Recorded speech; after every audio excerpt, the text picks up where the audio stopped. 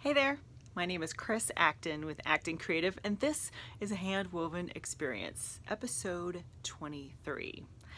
This episode is all about the books. Weaving books, of course.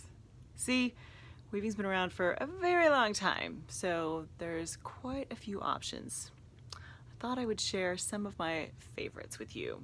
So here we go. Key to Weaving by Mary E. Black. When I first started weaving, this book was recommended to me, and for many years this is the only book that I had. And it is meant as a textbook, so it's very comprehensive. You've got information about weaving patterns, you have information about looms, there's information about dressing a loom. It's a little of everything. So if you're looking for a good, well-rounded, little bit of everything catch-all kind of book, this is the one I recommend. Hand Weaver's Pattern Directory by Ann Dixon. This is my favorite, I gotta be honest.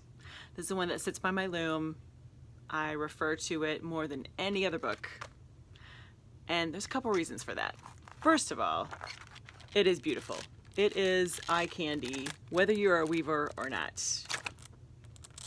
They do a great job of explaining the way the patterns are set up. It's all designed for a 4-shaft loom, so that's exactly what I have. It's a good fit. And also one of the things that I really like is she'll do things like this. Here you'll see this is if the weft is in one color, just a yellow. And here is if it's in 2 colors. So you can see the difference visually. They also have front and back.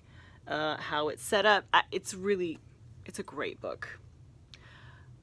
Plain weave, twill, lace, overshot, summer and winter. It has a little of everything. I love this one. I think you can still get new copies of this one. So that's my recommendation number 2. If you get into Overshot at all, this is a fabulous one. Hand Weaver's Pattern Book by Marguerite Porter Davison. I was introduced to this one 4 or 5 years ago when I took an Overshot class, and it was really my first exposure to Overshot at all. And this book was first published in 1944, which is so cool. So the book itself is really, really cool.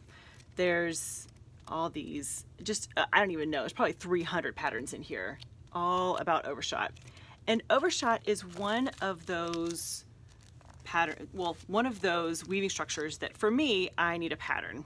There's other things I could wing, and I do, but for Overshot, it's good to have some directions, and this has a little of everything. Marguerite did a great job of putting together just more options than you could ever use. Just a side note, as I was looking around, there seems to be 2 versions of this. There's the one with the green cover, like this one, and there's one with an orange cover. And I saw some notes that said the orange wasn't quite the same as this one. So if you are shopping around, I can vouch for this one. It's fantastic. I don't know about the orange one as much, so you could check it out and see what you think. Those are kind of the ones that I use the most. I have then a whole variety of other ones that I use per project. For example, there was a Weaver's magazine that was printed for quite a while, and they decided to do a whole series of accompanying books. This is Fabrics That Go Bump, which is all about texture, which I kind of like. Madeline Vanderhoot was the editor, and she kind of compiled this series of books. So these all have very specific topics, which I kind of enjoy. Let's see. I have one on Huck lace right here. So if you're in the mood to do some lace, pull out a book.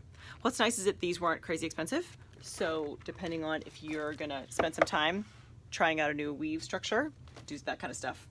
I have a great one on collapse weave, which I did a class in Indy, and it was a scarf project. And the premise was you took 2 different fibers, one that wasn't going to shrink and one that was going to shrink a lot, and you wove them together in such a manner that it acted like a slinky almost. is so much fun. And if you're a weaver that's okay with a little bit of the unknown, this is going to be a fun one for you. So in a lot of cases, I bought books after I took a class or saw other people working on it, thought, I really want to try that. I have things on double weave and more on Overshot, a little bit about tapestry, just an interesting kind of hodgepodge of things there. So that kind of covers what's in my weaving library. If you think I'm missing some books, put them in the comments. I would love to hear what you've been enjoying and hopefully add it to my library too. And that wraps it up for our episode today. I hope that you got a little something out of that and got some good ideas.